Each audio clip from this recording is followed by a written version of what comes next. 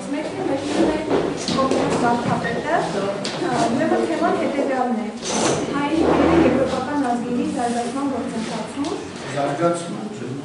ձևավորման գործընթացում, այո։ Եվրոպական ազգերի հայկական ծագման մասին։ Եվ խնդրեմ ֆորմատը հիմա որոշենք հարցերի եւ պատասխանների եւ ինքնիդ ներկայացնենք հարցեր մնան վերջին գործի դրամաբանությունը չխախտվի։ Մեծ ուրախությամբ շատ լավ նախ համար ուրեմն ծանոթ չէ այս լսարանը առաջին անգամ ես այստեղ բայց հաճելի է որևէ հանդիպում ում իմ մասնավորի առկա են երիտասարդները եւ ես կուզենամ անպայման իմ խոսքս հատկապես երիտասարդներին ուղղել, որովհետեւ ցավոք միշտ չէ որ մենք որպես հայ պատկերացում ունենք թե ով ենք մենք։ Եթե նկատի առնենք, որ վերջին ժամանակաշրջանում ամեն ինչ արվում է այլասերելու համար հայ տեսակի կերպարը, վարոյական կերպարը եւ հոգեվոր կերպարը։ Եվ այդ բոլորը սկիզբ գալիս է նրանից, որ մեզանից շատերը չգիտեն թե ով են իրենք։ Երբ որ չգիտես ով ես դու, սկսում ես կոնֆլիկտ ունենալ ինքդ քո էության հետ։ Եվ մեր դժբախտությունն նրանում է, որ մենք շատ անգամ օգտագործում ենք դարձվածքներ, պարզապես մեր շրթերից դրանք արտաբերելու, բայց ոչ երբեք այս դարձվածքը դարձնելու մեր կյանքի գոյընթացի անկարգտելիությունը։ Հին Հռոմում մարդիկ միշտ իրենց տաճարների ճակատին գրում էին Սոկրատի երկու խոսքերը՝ «Ծաղիրս քեզ, ճանաչիր քեզ»։ Որովհետև երբ որ չես ճանաչում ինքդ քեզ էությունդ, դառնում ես անկերպար էակ, այսինքն անմիջություն։ Եվ այսօր կարծեմ դժբախտությունը կայանում է նրանում, որ մենք հայտնվել ենք այդ երևույթի առաջ, որովհետև այնինչ, որ ես հաճախ լսում եմ, 26 տարի պաշտոնավարել եմ Ֆրանսա եւ Գերմանիա եւ Ֆրանսա եւ 3 տարի վերադարձել եմ Հայաստան, ամենտեղ նույն պատկերն է, հայերի մոտ ձևավորվել է մի մտածելակերպ, որ հայը դա սարսափելի արարած է, որ հայը դավաճան է, հայերը երբեք իրար չեն օգնում, հայերը երբեք իրար չեն աջակցում, իրար նախանձում են եւ այլն աշխարհի ինչքան բացասական բնութագրումներ կան, ինքներս մեզ վերագրում են եւ որտեղից է այս ամենը գալիս ինձ համար անտեղյակ է, բայց այս ամենը գալիս է մեկ բանից, որովհետեւ մենք չգիտենք իրականի մեջ ով է հայը։ Մենք չգիտենք այն մասին, թե եվրոպական ժողովուրդներին հիացմունքով են խոսել հայերի մասին։ Մենք չգիտենք այն մասին, թե ինչ կարևոր եվրոպական արժեքներ են պատկանում հայ ժողովրդին։ Այսօր երբ որ խոսում ենք գոթիկ ոճի մասին,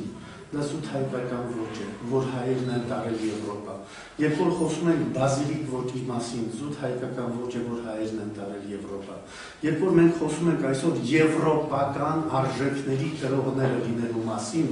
առաջին հերթին պիտի իմանան, որ այդ եվրոպական արժեքները ձևավորողները եղել են հայերը։ Ես ինձ հետ բերել եմ բավականին գրականություն, որտեղ նշված է հայերի տարաբնույթ ժողովուրդների ձևավորման գործում ունեցած դերի մասին։ Նախ երբ խոսում են այսօր հայ ժողովրդի պատմության մասին, ամեն ինչ արվում է կա սարսափելի տենդենց աղավաղել իրականությունը, երբեք ճշմարտությունը չասել։ Որպեսզի դա ավելի հստակեցնեմ, պարզ մի օրինակ բերեմ, 2007 թվականին Ֆրանսան հայտարարեց ուրեմն Հայաստանի տարի մշակութային ուրեմն եւ այն գործերը պատմությունը պիտի ներկայացվեր եւ այլն։ Եվ Արլ քաղաք էին բերել Հայաստանից գտածոներ բավականին, որը ամփոփված է այս գրքի մեջ, այստեղ։ Ուրեմն ինչ որ նախաքրիստոնեական էր, այս La Monde de la Bible ամսաթերթի հեղինակը, որը շատ ճանաչված անձնավորություն է, Ժան-Լյուկ Պիտի անունով, մի խայտարակ հոդված էր գրել, այն իմաստով, որ այս հոդվածն է, վերնագիրը սկսում էր Աղմենի, avant l'Arménie, Հայաստանը Հայաստանից առաջ, Սա նշանակում է, որ ինչ որ դուք այստեղ տեսնում եք, սա հայերի հետ որևէ առնչություն չունի։ Հայերից առաջ ինչ որ անորոշ ժողովուրդ է ապրել այնտեղ, եւ նրանք են արարել այդ ամենը։ Եվ որպեսզի աբսուրդը հասներ իր գագաթնակետին, մարդը ասում է առաջին անգամ Արմենիա բառին մենք հանդիպում ենք Դարիուս առաջինի էպոխում, ժամանակաշրջանում, եւ փակագծի մեջ գրում է Դարիուսը մահացել է 487 թվականին։ Այսինքն քաջությունը չի ունեցել գոնե հայտարարելու, որ խոսքը վերաբերվում է Բեհիստունյան արձանագրության գրված 520 թվականին։ Այն եթե հնարավոր է 520 թվականը 6-րդ դար հայտարարել, մարդը մահվան ժամանակաշրջանն է նշում, որպեսզի 6-րդ դարից մի 100-ամյակ իջեցնի եւ ներկայացնի 5-րդ դար, որ 5-րդ դարում ինչ-որ բաներ խոսում էին այդ մասին։ Ուրեմն տեսնում ենք, որ եվրոպական ժողովուրդներ շահագրգիռ չեն երբեք պատմությունը իր իրական կերպարով ներկայացնելու այն, ինչ վերաբերում է մեզ, վերաբերում է հայ ժողովրդին։ Եվ ցավոք պիտի ասեմ, որ այսօր տենդենց կա Հայաստան աշխարհում ամեն ինչով նմանվել Եվրոպային։ Մենք կարող ենք մեկ բանով նմանվել՝ գերմանական կարգապահություն, անգլիական դիվանագիտություն եւ ամենակարևորը եվրոպական մարդ փոխհարաբերության մեջի այդ վերաբերմունքը, այսինքն դիմացինի նկատմամբ արժևորում, սա կարող ենք սովորել միայն։ Ուրիշ բան մենք չունենք իրենցից սովորելու։ Այսինքն սա մենք պիտի սովորենք, սա մենք պիտի վերականգնենք այն ինչ որ մենք դարեր շարունակ ունեցել ենք եւ մեր առաքինության փայլել ենք միշտ այդ ամենով։ Ուրեմն այս բոլորը ինչու եմ ասում, որովհետև իմ տրամադրության տակ ունեմ բավականին փաստաթղթեր, որոնք գալիս են ինչ որտեղ, ինչ որ կերպ հստակեցնելու հայ ժողովրդի իրական դիմագիծը։ Ես հիշում եմ սրանց մի քանի ամիս առաջ 4 գիտնականներ երկիր մեդիայով ի գլուխ ունենալով ազգագրական թանգարանի ինստիտուտի ավելի պատասխանատու տնօրենը Պավել Ալեկիսյանին հայտարարում են, որ հայերը ընդհանրապես որևէ պատմություն չգիտեն, նախաքրիստոնեական շրջանից չեն կարող ասել, նույնիսկ Ուրարտուն հայերի հետ որևէ առնչություն չունի։ Անշուշտ, եթե հիմնվենք Դիակոնովի եւ Պյատրովսկու հայտարարությունների վրա, այո, չենք ունեցել։ Չնայած Դիակոնովը իր կյանքի վերջին օրերի խոստովանությունը կա ինտերնետում դրված, գոնե այդ մասին ինձ տեղեկացրել է իմ շատ լավ բարեկամ Արտակ Մովսիսյանը, որ փայլուն պատմաբան է, որ խոստովանել է նա, որ իրեն պարտադրել էին ադրբեջանցիները կաշառելով, որպեսզի ինքը ուրարտացիների մասին ոչ հայկական խնդրին անդրադառնալ եւ խորացնել։ Իսկ Պյատրովսկին պարզապես խոստովանում է, որ կենտրոնական կոմիտեն իրեն պարտադրում էր նյութը ներկայացնել այդպես, որպեսզի չխախտվեր Անդրկովկասի ժողովուրդների եղբայրական, քույրական, հորեղբայրական հարաբերությունները։ Ուրեմն այս անորոշությունից ելնելով, չգիտես ինչու ամեն անգամ տուժողը եղել ենք մենք, եւ առ այսօր այդ տուժմանը մենտալիտեն շարունակում է ողբերգություն եւ ցավ պատճառել մեր հավաքականությանը, մեր ժողովրդին։ Ինչու՞։ Երբ որ մենք այսօր նկատում ենք, թե կամ ուշադրություն ենք դարձնում, թե ինչ է ներկայացվում օտարներին Հայաստան աշխարհասելիս, ափի բերան ես մնում։ Ես որպես վարդապետ ցավ եմ զգում այդ ամենի համար, միայն քրիստոնեական արժեքներ։ Այնպիսի տպավորություն է, որ հայերը քրիստոնեություն առաջ ոչինչ չեն ունեցել, բացարձակապես։ Այսօր ոչ ոք չի խոսում Քարահունջի մասին։ Բոլորը խոսում են Ստանհենջ մասին, բայց Քարահունջ անունը ոչ մեկի բերանից չի հնչում։ Այսօր ոչ ոք չի խոսում Մեծամորի այդ հրաշք գործոցի մասին, երկու բլուրների մասին։ Ուր, խնդրեմ ձեզ ցույց տամ ֆրանսացիների հոդվածը, գրված Մեծամորի մասին,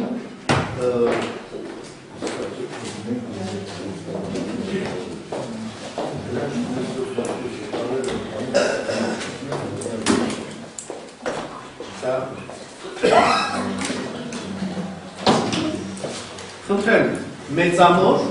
եւ շարունակությունն նայեք ինչ է գրվել։ La plus vieux complexe industriel du monde, աշխարհի ամենահնագույն արդյունաբերական կենտրոնը կամ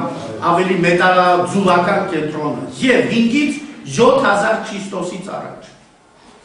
Ուրեմն մենք անշուշտ այսօր ավերակ վիճակի մեջ ենք բաղում մեծամորը։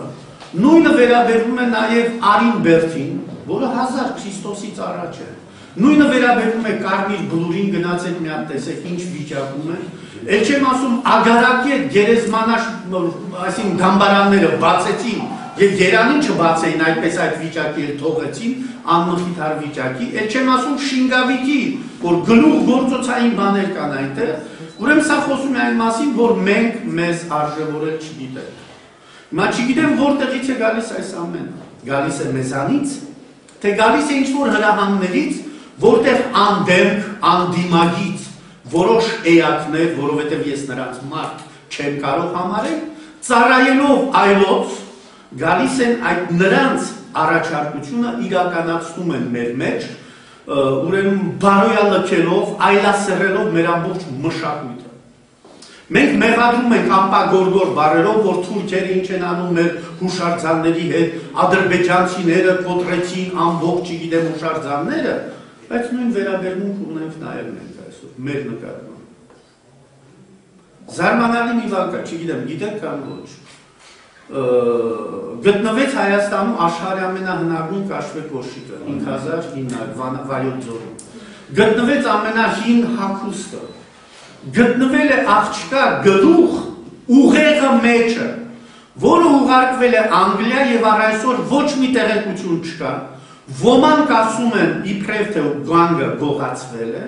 ոմանք ասում են ուղեղը այնքան է չորացել, որ չեն կարողանում դենկաներով որոշում կայացնել։ Այս այն պարագայում, երբ 2004 թվականին Ալբերտո Պիացան Տիրոլի համալսարանի գենտեխնիկի պրոֆեսորը էտրուսկների ոսկորների դենկաներից որոշեց, որ նրանք ոչ թե հյուսիսային ցեղեր են, ինչպես ոմանք ասում են, այլ Հայաստանից եկած ժողովուրդ են, անատոլիական ծագում են, որին դեռ 1817 թվականին անդրադարձել էր Ռոբերտ Էլիաս անունով փայլուն լեզվաբան եւ մեծ պատմագետ եւ հոդված ունի, գիրք ունի այդ մասին գրած։ Անշուշտ դրանից հետո պիտի անդրադառնամ կամաց-կամաց։ Ուրեմն այս բոլորից հետո ես ուզում եմ կամաց ձեզ ներկայացնեմ կամ հերթականությամբ ձեր ներկայացնեմ կարևոր խնդիրները։ Ուրեմն քիչ առաջ ասեցի, որ ամեն ինչ արվում է հայության պատմությունը աղավաղելու, երբեք ճշմարտությունը չասելու։ Եվ չգիտես ինչու 3000-ից այն կողմ հայ ժողովրդի պատմությունը չի գնում։ Արգելակները այնքան զորավոր են սեղմել, որ նույնիսկ հայ գիտնականներ են ահռելի մեծությամբ հարցական դրել իրենց առաջ, որ Ուրարտուն, եթե հայկական չի, այլևս հայություն գոյություն չունի, մոռանալով Սարգոն առաջինի հայտարարության մասին, Արմենիումի, Նարամսինի հայտարարության մասին, որ ինքը առաջինն էր, որ կարողացավ գրավել է Արմենիումը, չգիտես ինչու, եթե կողքը Էբլակ էր դրված եւ որը գտնվում էր Հալեպի մոտ կամ Սիրիայում էր գտնվում, ուրեմն Էբլայից հետո Արմենիումը պիտի անպայման ոչ թե Հայաստանը լիներ, այլ Սիրիայի կողքը ինչ-որ մի չարչրկված երկիր, բայց չգիտես ինչու այնտեղ ոչ մի պետություն կար այդպես զորավոր, որի համար ասեին ես աշխարհում առաջինն եմ, որ գրավել եմ այդ ժողովրդին։ Ամենայն դեպս։ Բայց ուրախություն մեզ եղան որոշ գիտնականներ, որոնք որոշ նյութերի անդրադառնալիս սկսեցին խոսել, որ Հայաստանը ոչ թե 3000-ամյա պատմություն ունի, այլ շատ ավելի հին պատմություն ունի։ Եվ այստեղ Լեզուտիլ դե Ժարդան այգու պարտեզի օգտագործում այսպիսի վերնագրով երկու ամերիկացիներ Հավքինս եւ Սմիթ անունով հոդբան գիրք գրեցին ուսումնասիրություն, որտեղ նշված է, որ մարդկության պատմության առաջին բույսը, որ մարդը օգտագործել է, այգի որպես ոչ թե հացահատիկան այգի, դա եղել է խաղողի վազը, որը 6000 Քրիստոսից առաջ առաջին անգամ իրականացվել է Հայաստանում, Անախմենի 6000 avant Jésus-Christ, գրված է ուրեմն գրքի մեջ, այսինքն 8000 տարվա պատմություն է վերագրվում գոնե վերցնել։ Բայց ուրախությունը այն էր, որ 2004 թվականին Nature ամսաթերթում, Nature ամսաթերթում գրվեց մի հոդված հնդեվրոպական ցեղերի ճյուղավորման մասին, որտեղից են առաջանում։ Չգիտես ինչու ասեցի, ամեն անգամ այն բանը կա, որ երբեք հայերը պետք է առաջինը չլինեն, չէ, մյուսները պետք է առաջին լինեն։ Խեթերը, որ 15-րդ դարում առաջի անգամ նրանց անունն է տրվում, չգիտես ինչու գրված է առաջինը խեթերը, հիտիտ, երկրորդը թոխարիևները եւ նոր երրորդը գոնե փառք Աստծո ասենք հայերը, որով ուրեմն 7500 Քրիստոսից առաջ կամ 7500 ստեղ շատ հստակ գրված չէ, եթե լիներ Քրիստոսից առաջ կամ բան, ավելի հստակ է։ Ուրեմն բաներին տրվում է, հիթիթներին տրվում է 8300-ից 7900 թվականներ, հայերին տրվում է ուրեմն 7800, այս լույսը կարող եք վարել, որոշ բաներ պիտի կարծեմ, թե չի աշխատում։ Ուրեմն ոնե այս իմաստով մեզ բավականին օգնում են նաև այս խնդիրը տեսնելու համար, որ այլևս հայերը ոչ թե երրորդ հազարամյակում հայտնված ժողովուրդ են, այլ շատ ավելի հին։ Անշուշտ այս իմաստով այս եվրոպական ցեղերի եւ այլի խմբի իմաստով կարևոր ուսումնասիրություն կատարեցին 1984 թվականին երկու այն ժամանակվա սովետական միության գիտնականներ, որոնցից առաջինը հատկապես իմաստնավորի հայրուն գիտնականներ Վիչիսլավ Իվանովը եւ Տենգիզ Գամքելիձեն, հնդեվրոպական ուրեմն մայր լեզվի հայրենիքի մասին խոսելիս, նրանք կանգ առան հարավային Կովկասի վրա, անշուշտ, բայց նորից ինչ-որ տենդենց կար, եթե հնարավորություն ունենային անշուշտ խոսելու, որ վրացիներն են դա եղել, բարեբախտաբար բոլորը գիտեն, որ վրացերենը դա հնդեվրոպական լեզվի հետ կապ չունի, բացարձակապես կովկազյան լեզու է, եթե որոշ հնդեվրոպական բառեր կան, հայրենի ծանծած բառեր են, ինչպես իրենք նույնիսկ իրենց ավանդապատումի մեջ խոսում են քարտուելի եւ սոմեխի եղբայրների մասին եւ սոմեխին համարվում է ավագ եղբայրը, այնպես ինչպես ռուսական բլինիների մեջ Իլեմուրը մեծի Սվիտագորն է համարվում, ուրեմն Արարատյան սրբազան լեռներից եկած Սվիտագորն է համարվում ավագ եղբայրը Իլեմուրը մեծի։ Ուրեմն այս բոլոր խնդիրները առաջին հերթին գալիս են մեզ հստակեցնելու, թե ով ենք մենք վերջապես։ Ինչ խոսում, շատ կարևոր, փայլուն ուսումնասիրություն ունի, ուրեմն Սուրեն Պետրոսյանը, որ խեղճը վախճանվեց, մեր հայկական ժայռապատկերների ուսումնասիրությունը։ Հայկական ժայռապատկերները ինքնին գալիս են շատ բան մեզ ասելու։ Թե ինչ կարևոր դեր է խաղացել հայ ժողովուրդը մշակութային իմաստով համաշխարհային ընդհանուր այդ ձևավորման գործում, որովհետև այստեղ այս փոքրիկ նկարը կա, պարզապես չեմ ուզում թերթել մի ամբողջ բանը գտնելու, որտեղ տեսնում ենք 5000 Քրիստոսից առաջ երկրագունդը կլոր եւ երկրագունդի 4 ծագերի մարդկություն։ Սա 5000 Քրիստոսից առաջ է։ Կան քրիստոնեական արժեքներ, որոնք քրիստոնեական արժեք լինելուց առաջ դրանք եղել են իրականի մեջ հայկական արժեքներ։ Դա խաչն էր առաջին հերթին, որը գիտեք հայկական ժայռապատկերներում ահավոր քանակությամբ, շատ մեծ քանակությամբ, խնդրեմ այստեղ կարող եք տեսնել խաչը։ Ուրեմն եւ մի ուրիշ կարևոր խնդիր կա, որ ինձ ուղղակի ապշեցրել էր, դա Սուրբ Երրորդության գաղափարին առնչվող մի հարց էր, որը իրապես ինձ շատ էր հետաքրում, որովհետև երբ որ գտնվեց այս գիրքը, հրատարակվեց այս գիրքը բանում Ֆրանսա, այնտեղ շատ հետաքրքիր կուրքեր կային։ Գիտեք, յուրաքանչյուր արձան լինելուց առաջ դա կուրք է, իսկ ամեն մեկ կուրք պաշտամունքային երևույթ է։ Եվ ինձ շատ էր հետաքրքրում այս պատկերը գտնված ուրեմն Հայաստանում, որովհետև ձեզ ասեցի, որ շատ բաներ պաշտամունքային երևույթներ էին, որոնք պետք է որ իմաստ ունենային։ Հիմա քրիստոնեության մեջ գիտեք Սուրբ Երրորդության մասին երբ որ խոսում է Հայր, Որդի եւ Սուրբ Հոգու գաղափարի մասին։ Եվ Սուրբ Հոգին ավետարանի մեջ ներկայացված է որպես աղավնու նման Սուրբ Հոգին իջավ Հիսուսի վրա։ Եվ հիմա ձեզ պիտի ցույց տամ զարմանալի մի ժայռապատկեր, որը իրապես պիտի ապշեցնի ձեզ։ Նախ այս կուրքը, տեսեք, 3 թռչուններ նույն հարթավանդակի վրա։ Սա նշանակում է 3 աստվածություն էին սրանք համարժեքության կերպով։ Տեսնում եք։ Այստեղ արդեն, գիտեք, մեզ մոտ մերոնը, որ թափում են կնունքի ժամանակ, մերոնաթափ աղավնի գոյություն ունի։ Սա որ տեսնում եք 1500 Քրիստոսից առաջ է։ Ուրեմն սա էլ է նույնը 1500 Քրիստոսից առաջ։ Այստեղ նայեք։ Տեսնում եք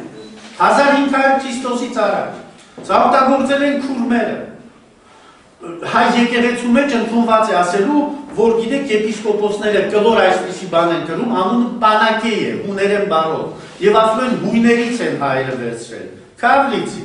հույներից ոչ մի բան չեն վերցրել, նայեք որտեղից են վերցրել, դա եղել է զուտ հայկական իրականություն երևույթ, որը արևի խորհրդանիշն էր, եւ հիմա նայեք այստեղ այս ժայռապատկերին, խնդրեմ այստեղ նայեք, տեսնում եք, 3 զորություններ, որոնցից մեկը թևեր ունի։ Տեսնում եք, եւ համարժեքություններն են 3-ներ։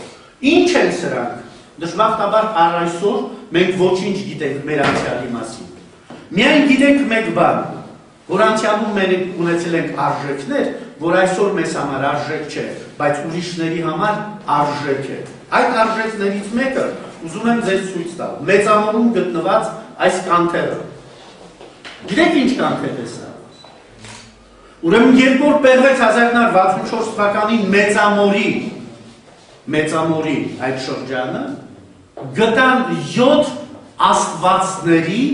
խորանը, 7 աստվածների խորանը, որոնց մասին շումերներն են խոսել, գերագույն աստվածը կոչվում էր Հայա։ Չգիտես ինչու վերջում էնքի են ավելացրել, թե որտեղից այդ էնքին դուրս եկել չգիտեն, բայց կարևոր այն է, որ Հայա բառը առկա է, որը իմաստության աստվածն էր։ Եվ նայեք այստեղ 7 կանթեղներ են, մեջտեղինը ամենամեծն է, որը խորհրդանշում է Հայա Աստծուն, իմաստության Աստծուն։ Մյուս 3-ներից գիտենք միայն մեկի անունը, Օհան, հիշեք ձենով Օհանին։ Ուրեմն ինչպես է կոչվում հայոց այդ նշանավոր դյուցազնավեպը։ Չգիտես ինչու հայերս կոչում են սասնածռեր, հիմարություն։ Սասնածռեր նշանակում է սասնախենթեր։ Իրականում դրա անունը ջոջացտուն էր, իսկ ջոջերը դրանք աստվածներն էին։ Ուրեմն աստվածների պատմությունն է հայոց դյուցազնավեպը, եւ ոչ թե 9-րդ դարում ստեղծված, չգիտեմ, Հովանես անունով մեկը արաբների դեմ պատերազմեց եւ այլն։ Ուշադրություն դարձրեք միայն մեկ բան։ Երբ որ Եգիպտոսի մելիքը կամ թագավորը փախնում էր, նա աղոթում էր իր կուռքերին։ 9-րդ դարում ոչ մի մահմեդականի համար չէին ասի, նա աղոթում էր իր կուռքերին, կասեին նա աղոթում էր իր Մոհամմեդին, ինչպես հանդիպում են մյուս մեր պատմագիրների մոտ։ Եվ բացի դրանից ուրիշ խնդիրներ կան, ծովինար հասկացողությունը, որ նշանակում էր ծովի աստվածուրի, որի լեցուն ափից ծնվեց Սանա Սարը, այսինքն Սվետա գորը, որը մեծ լեռն էր մեր, որին չգիտես ինչու մենք Արարատ ենք կոչում, մինչդեռ Արարատը երկրի անունն էր եւ ոչ թե Սարի անունը։ Կես ափից ծնվեց Բախտասարը եւ ոչ թե Բաղդասար, որ հետո էլ Եվրոպայում դառնալ Բալթազար։ Դա Բախտիսարն էր, ինչու։ Հայտնի է մեր պատմությունից, մեծ լեռան վրա արգելված էր բարձրանալը, ովքեր փորձեին բարձրանալ, քաչկերը եւ վիշապազուները նրան պիտի պատժեին։ Ժեք արտավազդի պատմությունը։ Նա փորձեց բարձրանալ, պատժեցին, շղթայակապեցին, եւ հետո ինչ եղավ։ Հետո եղավ այն, որ ժողովուրդը մինչև վերջ նրան չներեց։ Հայ դարբինները ասում են ամեն առավոտ գործը սկսելուց առաջ սալին էին հարվածում, որպեսզի նրա շղթաները ամրանային եւ նա երբեք որպես անհնազանդ դուրս չգար շղթայից։ Տեսնում եք, ուրեմն հարցեր են այս բոլորը, որոնք մենք կորցրել ենք։ Շատ լավ, այս նախաբանն է, որպեսզի տեսնենք, թե ով ենք մենք, բայց ամենակարևոր այստեղ ուրիշ խնդիր է սկսում, ինչ դեր են խաղացել հայերը եվրոպական երկրների ժողովուրդների ձևավորման գործում։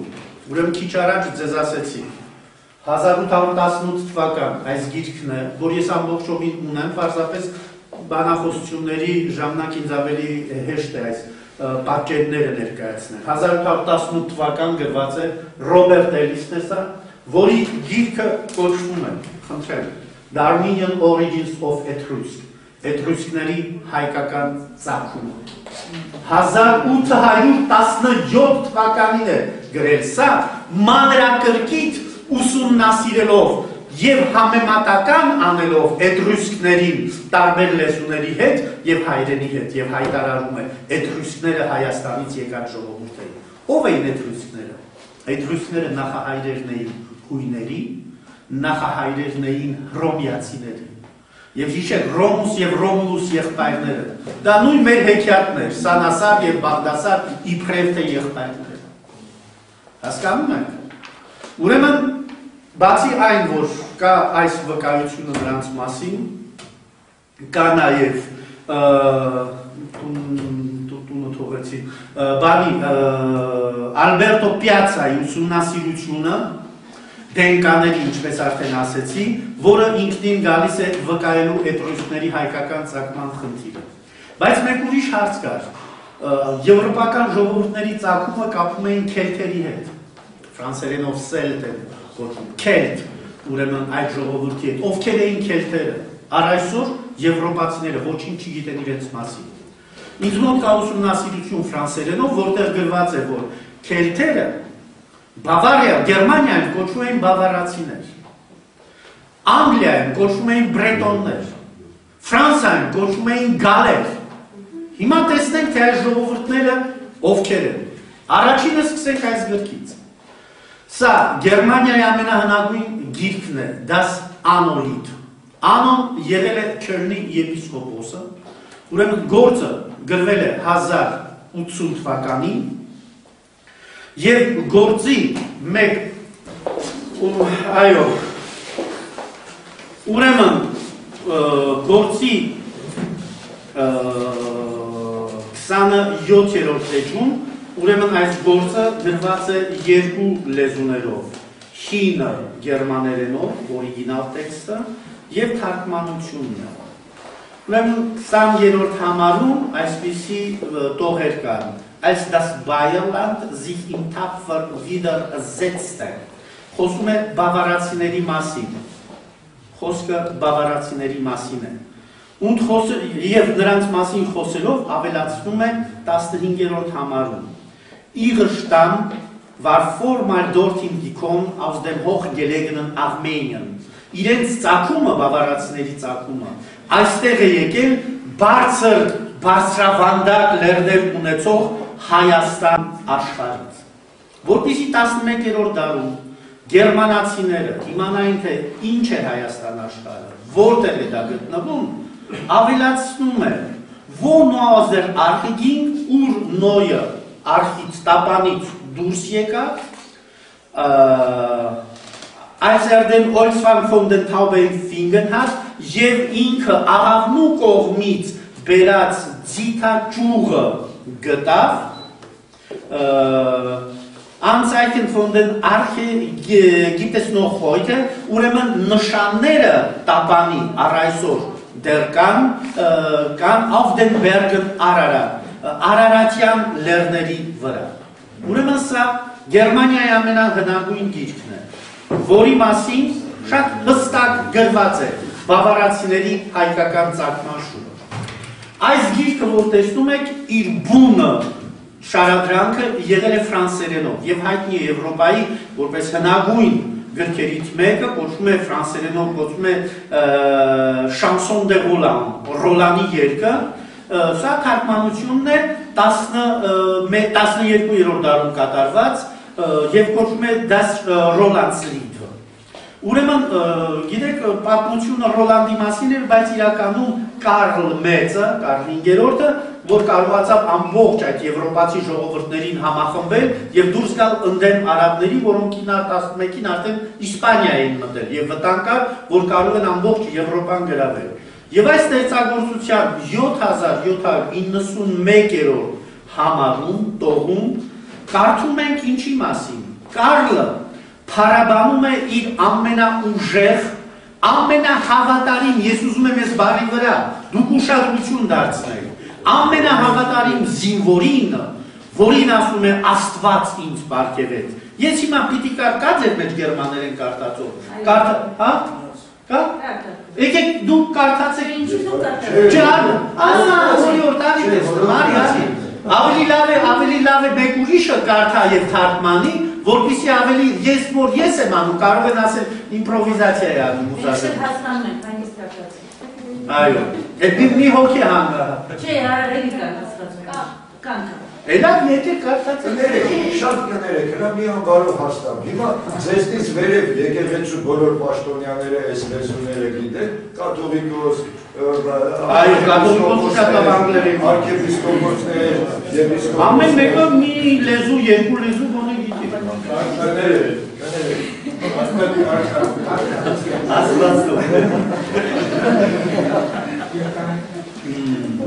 Շատ լավ։ Ուրեմն այսպես է, Gott hat mich nicht vergessen, գրված է այստեղ։ Սա Կարլ Մեծի խոսքեր է, Աստված ինձ չմոռացավ։ hat in mir als Kämpfer gesandt, Աստված նրան, խոսքը Բավարիայի հերցոգի, Նայիմես անունով կամ Նեմես անունով հերցոգի մասին է, և ինձ որպես կրվող, որպես ռազմիկ ուղարկեց der von den treuen Armenian Abstand, որը ծագում է հավատարիմ հայոց աշխարհից, Հայաստան աշխարհից։ Կարլ Մեծի խոսքերն են, խնդրեմ այս գիրքը 7791-րդ տողն է սա։ Եվ սա համարվում է Եվրոպայի կարևորագույն գրքերից մեկը։ Ուրեմն կան բազմաթիվ են ինձ մոտ Ֆյուտերերի, ուրեմն Ֆյուտերերն էլ համարվում է պատմիչներից, քրոնիկներից մեկը գերմանական պատմության, որի գործում կա հին բավարերենով գրված այսպիսի տողեր Bayern ihren Ursprung genommen haben aus dem Land Armenie, սա հին բավարերենով է գրված և շատ այդպիսի բաներ կան, որտեղ նաև խոսվում է այն մասին, որ հատկապես այդ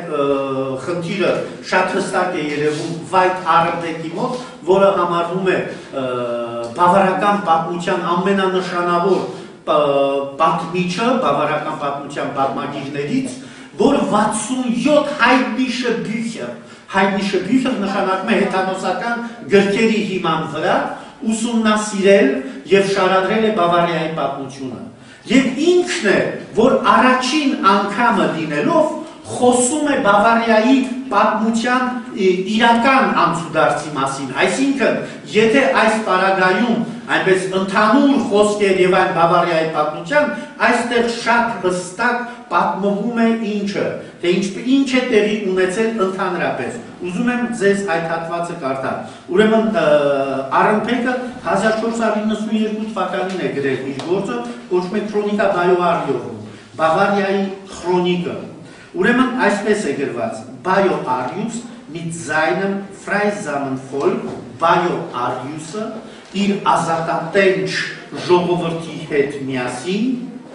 hat seinen Ursprung aus dem Land Armenien, իր ծագումը Հայաստանից է, und ist mit ihm ausgezogen mit großem Macht, եւ այնտեղից Հայաստանից մեծ ուժով դուրս եկան und sind Hին գերմաներենով ագրված այդ und sind kommen in das Land und funden darin Power Völker եւ եկան այս երկիրը եւ այնտեղ գտան Power լատիներեն նշանակում է աղքատ, խեղճ կրակ Power Völker, Power, այո, Pov ֆրանսերեն նույն բառն է, այո Power-ի, Ռիշիե Power-ի հիշում եք խումբ կար այդպես աղքատներ եւ հարուստներ ուրեմն խումբներ die sich nährten mit Fischen und Jagen der wilden Tiere, որոնք այդ ժողովուրդները, որոնք ապրում էին Mercedes BMW արտադրող երկրում այն ժամանակ, իրենք սնվում էին, գիտեք ինչով, ձուկ բռնելով եւ որսորդություն անելով։ Նրանք նույնիսկ գյուղատնտեսությունից գաղափար չունեին։ Հիմա ովքեր էին անցյալի մեջ գերմանացիները եւ հայերը գնալուց հետո ովքեր դարձան այսօր գերմանացիները։ Սա է եղել հայ ժողովուրդը եւ իմացեք բոլորը եւ երբեք չմտածեք, որ աշխարհի տականքներն են հայերը, ինչպես մեզ այսօր ներկայացնում են։ Եվ ուրիշ կարևոր մի ինֆորմացիա կա, որ այդ անպայման ձեզ պիտի կարդամ։ Und ließen sich da nieder, եւ այնտեղ հաստատվում են, und nannten das Land nach ihren Fürsten und Heerführer Bavaria. Եվ հաստատվելով այդ երկրում, այդ տարածություն, այդ հող, այդ երկիրը իրենց առաջնորդի եւ իշխանի անունով կոչում են Բավարիա։ Ուրեմն Բավարիա անունը գալիս է հայոց Բայո Արիուս իշխանի անունով, ասում է Վայթ Արնպեկն է ասում։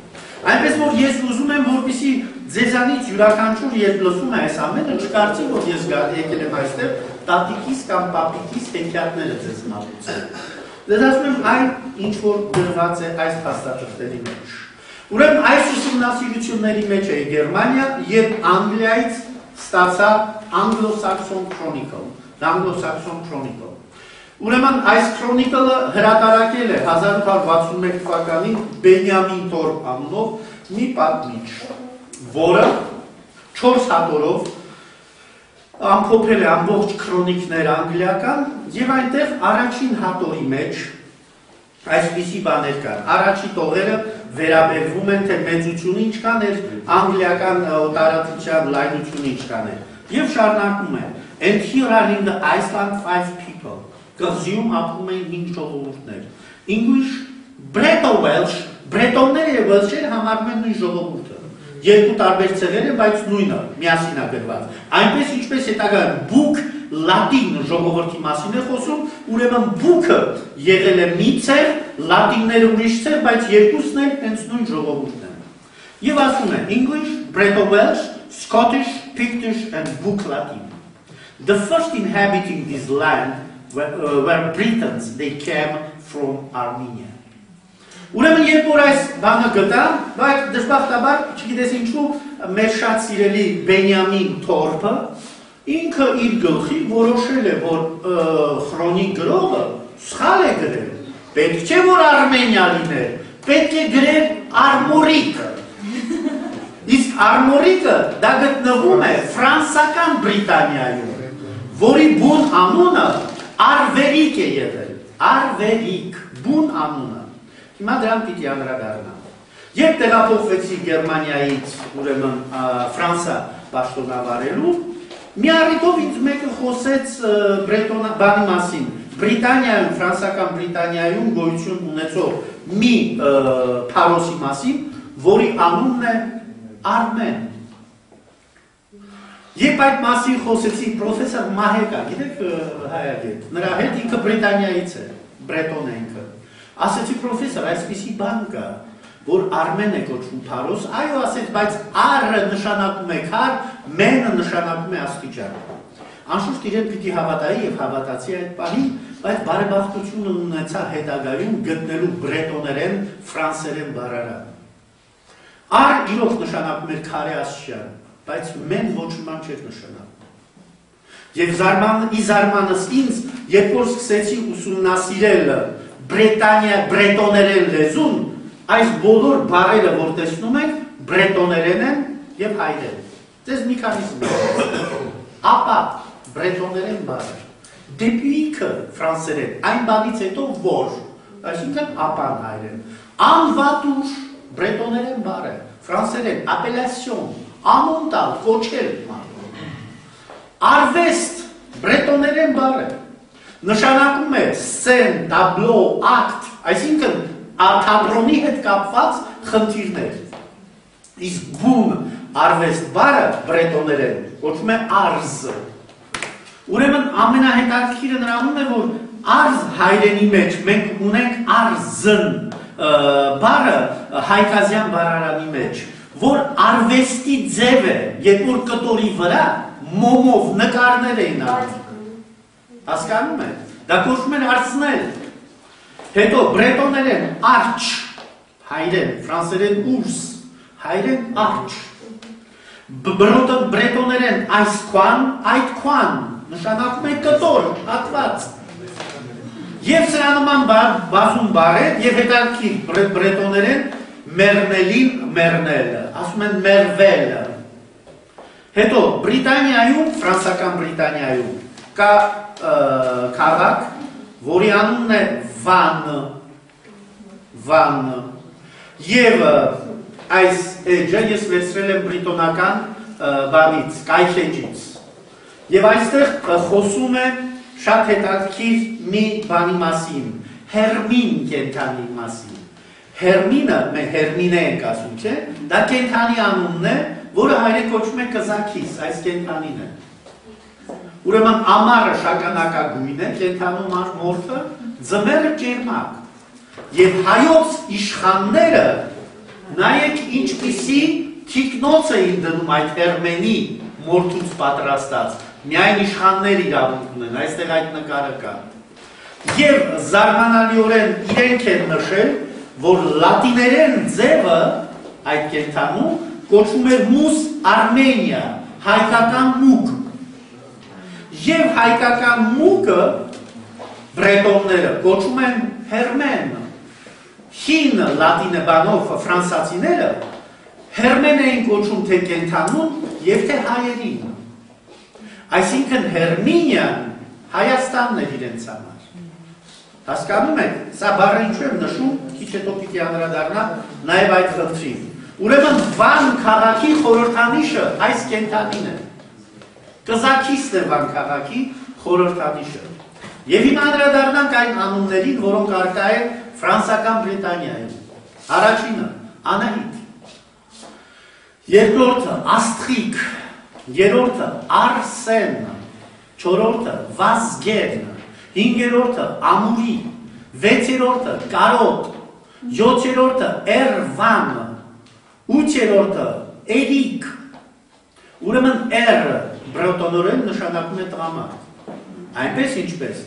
բավարացիներից անցած Էրը նշանակում է տղամարդ, հիշեք Բեկեր, Շումախեր։ Էր տղամարդ է նշանակում, Բեկեր նշանակում է թխող տղամարդ։ Հացթուխ այսպես ասած։ Շումախեր, շու կոշիկ է նշանակում, մախր անել է նշանակում, բայց տղամարդ, որը կոշիկ էր կանում։ Ուրեմն, այդ նույն բանը նաև Էրիկ բառն էր, չգիտեմ, եթե դուք ծանոթ եք արևմտահայերին կամ ոչ, արևմտահայերը ամուսնուն ասում են Էրիկ, Էրիկս է ասում։ Իսկ այդ էրը որտեղից էր գալիս։ Հայեր ունեին պաշտամունքային ար աստվածը։ Ով էր արը։ Երկնային ուժը, ով էր նրա երկրային ներկայացուցիչը, քրմապետը, քահանայապետը, մոգպետը։ Մենք հայրենի մեջ ունենք ավետել բառը, որը ավետիկ ձևով է հանդես գալ։ Քրիստոնեությունը ընդունելուց հետո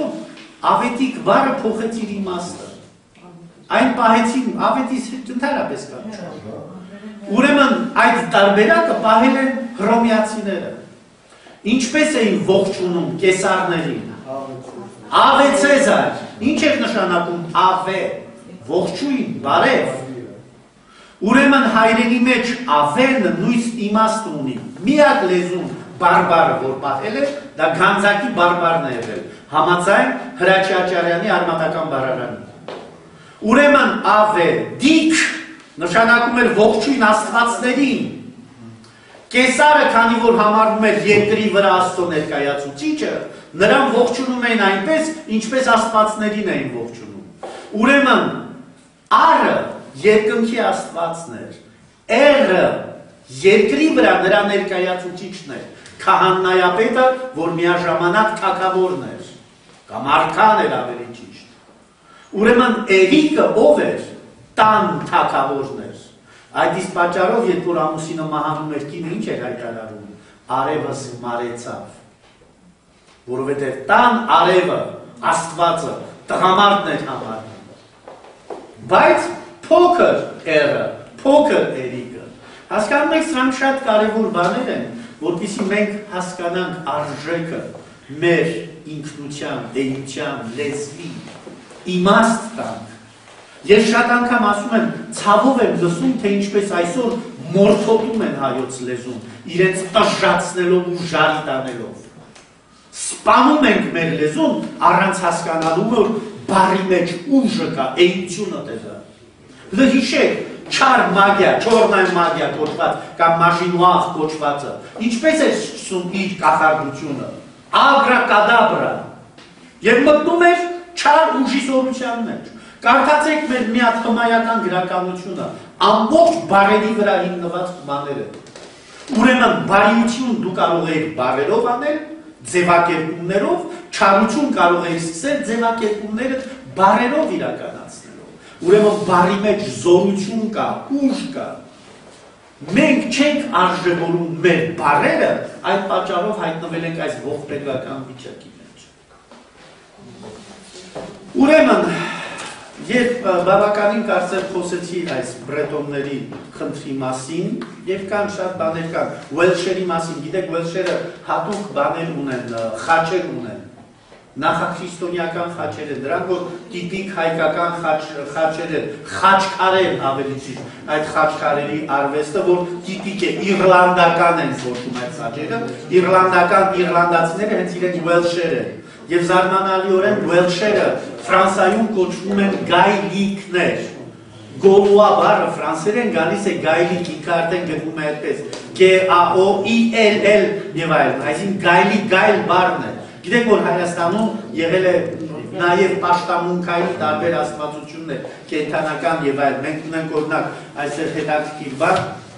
գայլի պաշտամունքից բացի ձի պաշտամունքը կար Հայաստանում ընդունված Քուրկիկ Ջալալին, հենց դա էր, ավելի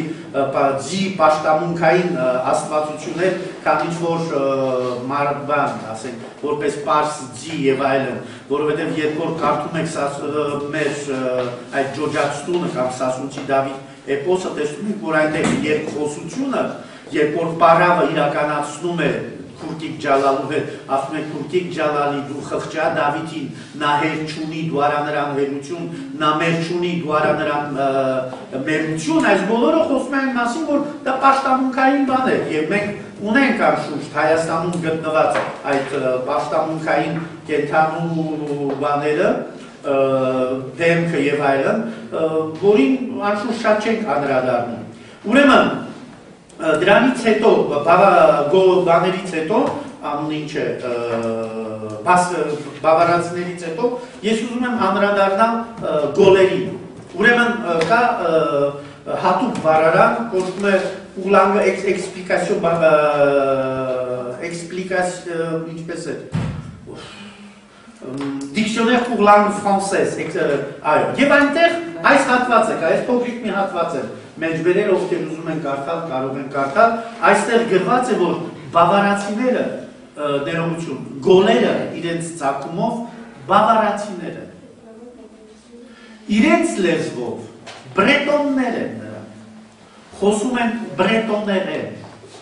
ուրեմն մեր բոլոր փաստաթղթերը անշուշտ եկան վկայելու բրետոնների և բավարացիների հայկական ծագման շուրջ։ Դժբախտաբար գոլերի մասին շատ քիչ բան կա։ Միակ գործը, որ պահպանվել է նրանց բնութագրելու մասին, դա Հուլիոս Ցեզարի Բելո Գալիկա գիրքն է, գալիական պատերազմի մասին, որտեղ ինքը խոսում է գալերի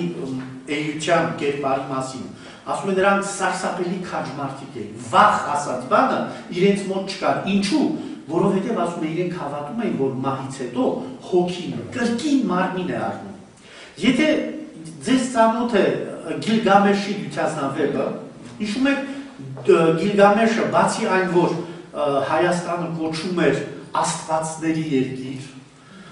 աստվածների ընտրված ժողովրդի երկիր, սուրբ օրենքների և ծեսերի երկիր, նա նաև Հայաստանը կոչում էր անմահության գաղտնիք իմացողների երկիր։ Եվ գալիս էր Արարատի երկիր, իր ընկերոջ Էնկիդուի համար, որին շատ էր սիրում, անմահության գաղտնիքը տանելու, այդ ծաղիկը այսպես կոչված, տանելու անմահության։ Եվ զարմանալիորեն այդ անմահության գաղտնիքը գալիս է Պլատոնը, իր պետություն, La République գիրք ունի գրած Պլատոնը, այնտեղ բացատրություն տալու, խոսելով Էրոս Արմենիոսի մասին, հայոց էռի մասին։ Ասում է Էրոս Արմենիոսը, որ մահացավ, իր հոգին գնաց դրախտ աստվածների մոտ Եվ այնտեղ ասում է, տեղի ունեցավ ժուժման դեզան, հոգիների դատաստան։ Եվ ասում է ինքը իրեն թույլ տվեցին, որ ներկա գտնվի հոգիների դատաստանին։ Եվ ասում է, որից հետո ինքը արժանացավ ռենկարնացիայի։ Ուրեմն ռենկարնացիան դա հինդուսների հետ կապ չուներ, ոչ էլ բուդդիստների հետ կապ ուներ։ Համաձայն գերմանացի փիլիսոփաների 1500 արիական ցեղերը, երբ որ մտան Հնդկաստան, իրենց հետ միասին տարան նաև իրենց հավատամքային արժեքը, որի հիման վրա 6-րդ դարում ձևավորվեց բուդդիզմը։ Պատկերացնում եք,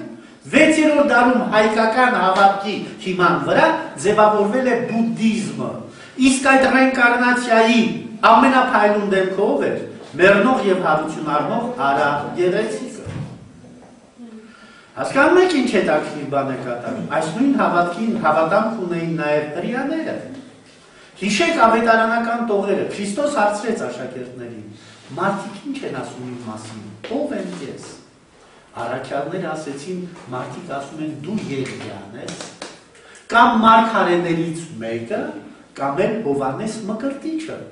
Եթե Եղիայի մասին է խոսքը, ուրեմն նրանք հավատում էին ռենկարնացիային, որ իր մեջ վերածնվել է Եղիայի ոգին։ Եվ Քրիստոս նրանց ասեց, ես ինչ ապուշություններ եք դուրս տալիս։ Հասկանում եք, ուրեմն սա նշանակում էր հավատամքային բանաձև գոյություն ուներ արդեն իսկ այդ երևույթի մասին։ Ուրեմն խոսելով գոլերի մասին, նա ասում է, որ շատ քաջ էին գոլերը եւ շատ խելացի։ Ուրեմն այստեղ ես ունեմ ֆրանսական Alpha էնցիկլոպեդիայից վերցրած գոլերի մասին ուսումնասիրություն, որտեղ շատ հետաքրքիր ինֆորմացիա կա։ Ասում է գոլերը, երբ որ իրենց բաներն էին պատրաստում զարտեղենները, դրանք պատում էին էմալով եւ այդ տեխնիկը բերել էին Կովկասից եւ ասում են նրանք ունեին նամակագրական կապ Անատոլիայի հետ եւ այդ կապը որևէ խնդրեմ չէր ստեղծում, որովհետեւ իրենց համար բարբարային տարբերություն կար, բայց շատ հասկանալի լեզու էր դա։ Եվ երրորդ ամենակարևորը, ասում եմ, ունեին բազում աստվածներ, եւ նրանց մեջ կար մի աստվածություն, Արչո, ֆրանսերենով գրված է Լադեսը, Ուրսը, աստվածություն էր դա, աստվածուհի Արչո։ Եվ գիտեք, չէ, Հայաստանում ամենահին 6000 Քրիստոսից առաջ գտնված պաշտամունքային արձանը եղել է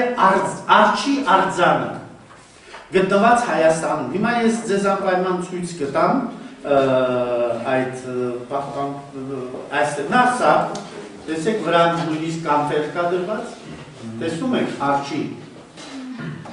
արձանը, սրանք արձանիկներ չէին, որ սերվանտի մեջ էին դնում, խալադելնիկի վրա չգիտեմ ինչ է, սրանք կուրքեր էին բոլորը, որոնց առջև աղոթք էին անում, պաշտամունքային բաներ էին։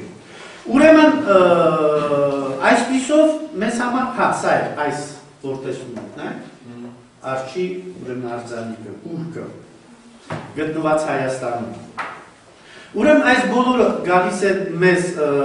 ասելու այն մասին, թե ովքեր են իրականության մեջ քելթերը։ Եվ գիտեք, մենք հայերենի մեջ ունենք գել անունով բառարմատ, որը վերաբերվում է մեր ամբողջ Սևանա լճի լեռնաշղթային։ Գել է ղամա, գերղամա ենք ասում, բայց իրականում ղ միշտ տվել է լ, հիշեք, աղ, բայց ան ալի, հասկանում եք։ Ուրեմն գելը հենց գալիս է մեր գերղամա լեռների այդ շրջանից եւ պատահական չի, որ մենք Վայոց ձորում գտնում ենք այդքան զարմանահրաշ բաներ, որովհետեւ այդ շրջանից ժողովուրդը գնացել է տարբեր ուղղություններով, արտագաղթը մեծ քանակությամբ արիական ցեղերի սկսել է դեռ 2000 Քրիստոսից առաջ։ Եթե ձեզ ծանոթ է Մանեթոն անունը, չգիտեմ, լսել եք այդ մասին։ Մանեթոնը եգիպտացի քուրդն էր 4-րդ դար Քրիստոսից առաջ, որը առաջին անգամ լինելով վերծանեց եգիպտական այդ ամբողջ հիերոգլիֆները հունարենի։ Մի բան, որ 100 տարի հետո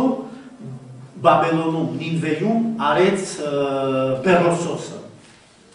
Եվ թե Մանեթոնի մոտ մենք հանդիպում ենք Հիքսոսներին կամ Հաքսոսներին, Բերոսոսի մոտ հանդիպում ենք այն հատվածին, ինչը վերաբերում էր Քսերքսեսին։ Գիտեք, Նոյը աստվածաշնչյան անուն է դա։ Նոյից կամ աստվածաշունչը գրվելուց շատ առաջ շումերները ունեն այդ նույն պատմությունը, ջրհեղեղի պատմությունը։ Եթե հիշում եք Գիլգամեշը, երբ որ գնում է Արարատ, այնտեղ հանդիպում է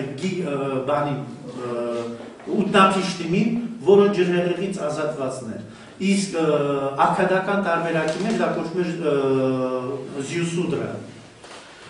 Բերոսոսի մոտ այդ հերոսը կոչվում է Քսերքսիս։ Եվ զարմանալի պատմություն կա, ասում է, երբ որ Քսերքսիսին Աստված ասեց, որ նստիր նավ կառուցիր քեզ համար, որովհետև ջրհեղեղ պիտի լինի, քանի որ դու բարի արդար մարդ ես, պիտի փրկվես, ասում է Բերոսոսը Քսերքսիսը հարցրեց, իսկ ես ո՞ւր պիտի գնամ։ Ասում է, Աստված նրան ասեց, որ գնալու ես աստվածների մոտ։ Եվ երբ որ ջրհեղեղը արտվեց եւ նավը իջավ, եւ դուրս եկավ նավից, հարցրեց ես որտեղ եմ, Աստվածները նրան ասացին, դու Հայաստանում ես։ Հասկանում եք, փաստ կա, ես ունեմ դա ուրեմն Պաուլ Շաուբեր նշանավոր բան է, մասնագետ է Բերոսոսի, որ ուսումնասիրել է, շատ լավ գերմաներենով գիրք ունի այդ մասին, այդ գրքի ուրեմն տվյալներն է, որ ձեզ փոխանցում եմ 1923-ին հրատարակված Գերմանիայում։ Ուրեմն այս բոլորը իրապես գալիս են ինչ-որ տեղ մեզ բացատրելու, ասելու թե ով ենք մենք։ Մի հարց, որի մասին միշտ տարակուսել եք։ Մի հարց, որ միշտ երկմտանքով վախվորակությամբ է։ Մենք մտածել, ոչ թե համոզվել, մտածել, հրյաներից օրինակ վերցրել։ Ինչ որ անում եք, հավատացեք ձեր արածի ճշմարտացիությանը։ Երբեք մի մտածեք, որ դա սխալ է։ Քրիստոս ասում է, մանանեխի հավատքի չափ հավատ ունեցիր, լեռը տեղից կշարժես։ Անհնարինը կդարձնես հնարավոր։ Մեզ այս գիտակցությունը եւ մեր այս բոլոր արժեքները, նաեւ ես հոգեոր հովիվ եմ եղել, որ իմ ժամանակի մեծ մասը տրամադրել եմ համայնքին, բայց այդ բոլորի մեջ նաեւ ժամանակ եմ տրամադրել այս բոլորը ուսումնասիրելու։ Նայում եմ երիտասարդ խելացի, վստահ եմ նաև գիտնական անձինք կա։ Ձեզանից ամեն մեկը պիտի լծվի այս բացահայտումները կատարել։ Որովհետև մենք պրոբլեմ ունենք այսօր մեր իդենտիտետի հետ, մեր ինքնության հետ։ Չգիտեմ ինչու ահավատված, սխալ, այլասերված ընկալում կա եվրոպացի լինելու, չգիտես ինչու եվրոպացի պետք է անպայման լինի անբարոյական, հոմոսեքսուալ, հաշիշամոլ, նարկոման, այսպիսի եվրոպացի գոյություն չունի, նմաններին այնտեղ կոչվում են բոմժը։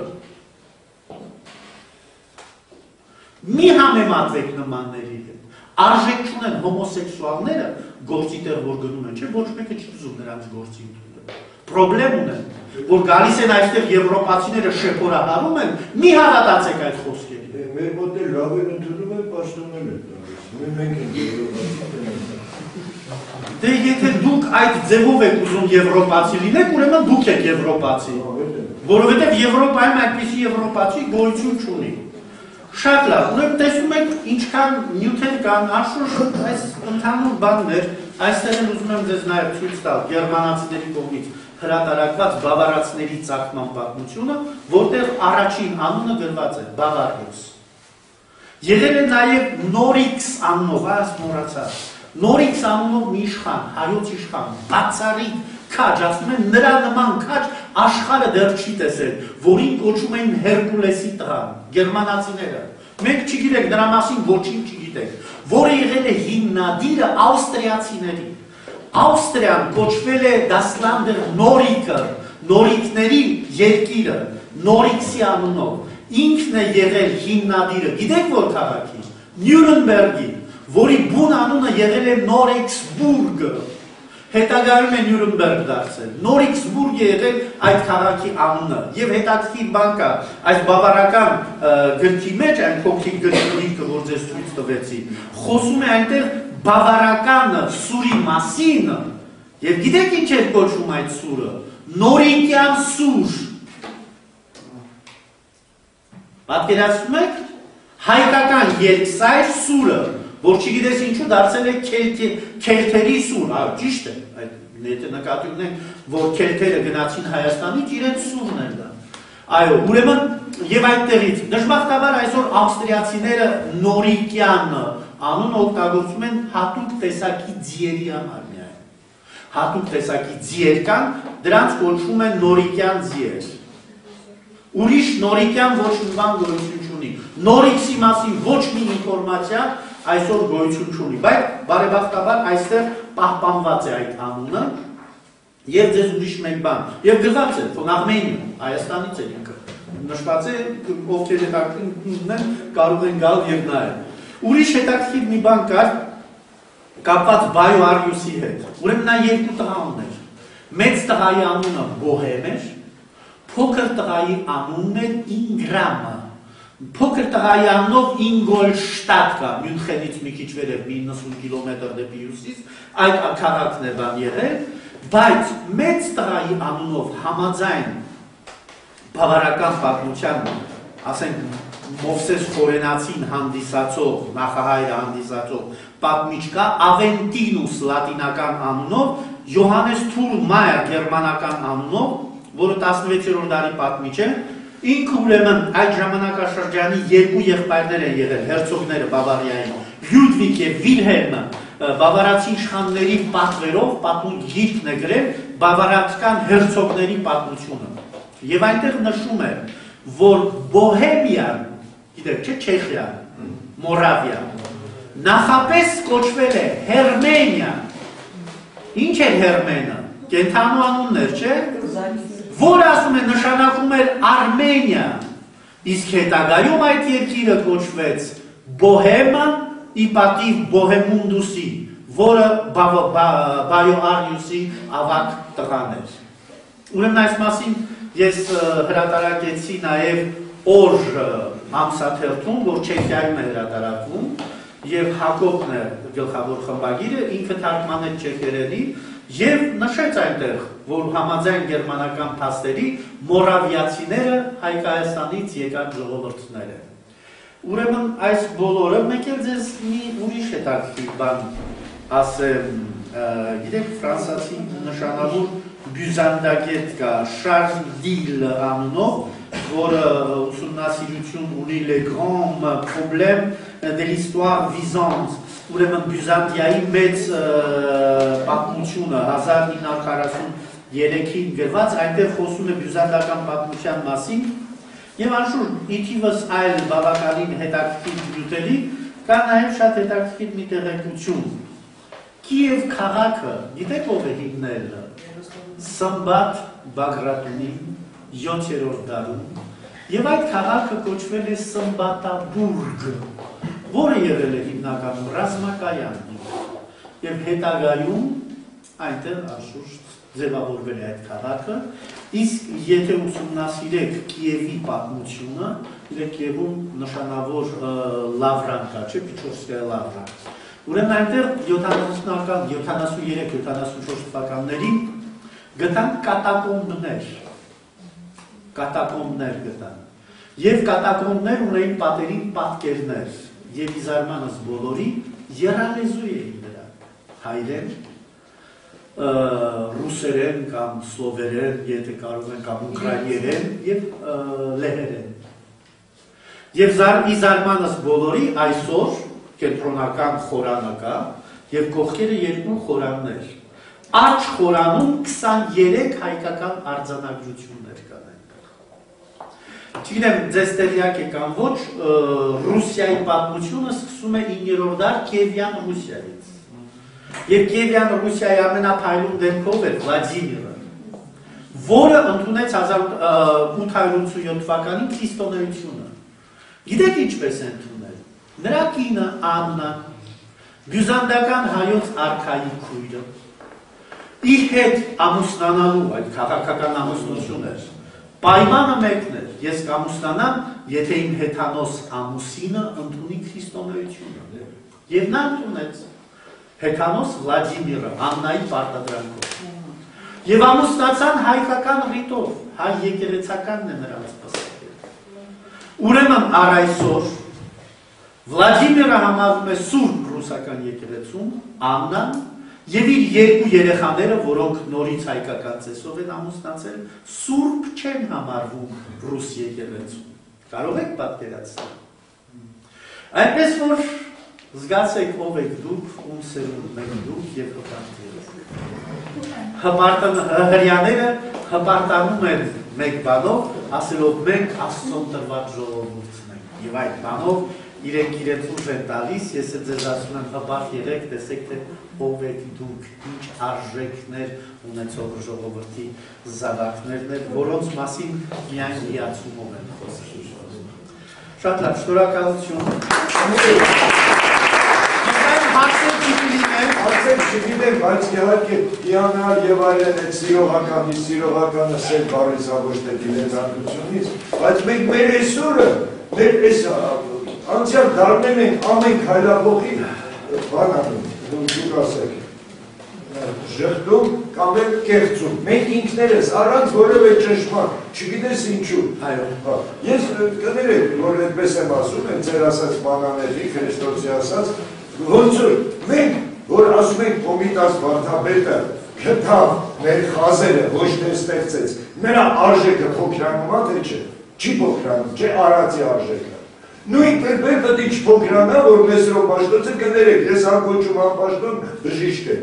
մասնագետ չեմ որևէ բանի։ Նույնն էլ պետք է չփոքրանա Մեսրոպ Պաշտոնցի արածը, որ նա գնաց ու հայկական տարրերը գտա։ Մենք բարերի հետևից ենք եկել։ Տարրական բան, ամեն քայլափոխի կեղծում ենք։ Կոմիտասը վարդապետի հայրենադարձման 75-ամյակն է։ Չգիտես ինչու բոլոր ժուրնալիստները, ով որ բերել է,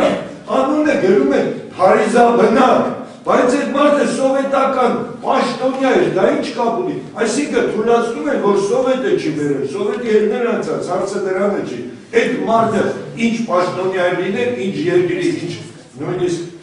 բանի։ Ինքը սկզբունք ուներ հայրենասիրության, Կոմիտասի առաջ պարտքուններ հայրենիքի եւ բոլշևիկ հայերը Կոմիտասի թաղեցին առաջի հանրապետության օրը, որպեսի սեպ է, կարային 27-ին թաղեն, 29-ին թաղեն, բայց թաղեցին 28-ին, ուրեմն կեցեն այդ բոլշևիկ հայերը, մենք չտնենք բանի հետևից։ Այսօրվա դրական դիցքերը չաղավարեն ԶԼՄ-ների կողմից բացասական տրամադրության ԶԼՄ-ներն են, վաղ չեն եղել պատվիչները, որ ասենք, ոնց է, եթե կոմիտասին ասում են հայերին ինչու չես սիրում, ասում են կինը հայա։ Մենք ենք հայ, բայց մենք հայլի աղավարում։ Գիտեք, ես կարծում եմ մեկ բան, մենք հայերս շատ ենք ուզում, որ բոլորը մեզ սիրեն։